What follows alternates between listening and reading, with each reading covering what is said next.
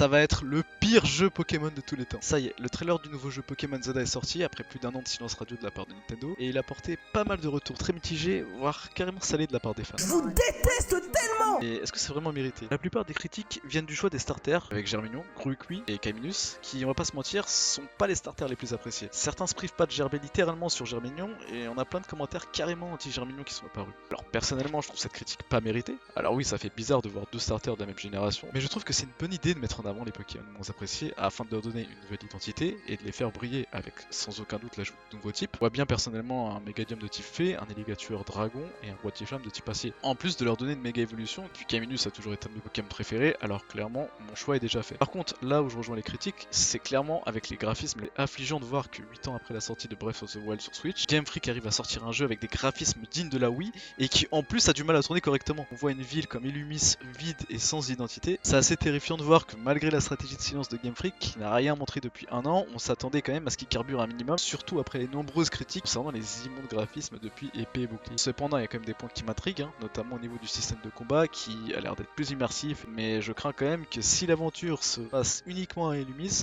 on va vite se lasser et ça va devenir très répétitif, surtout avec des paysages aussi dégueulasses. C'est quoi la DA? Je comprends pas. J'ai envie de prendre ma la fouetter là. Après, on sait jamais, peut-être que Game Freak améliorera le jeu d'ici la fin d'année. Et du coup, selon toi, est-ce que les critiques sont méritées?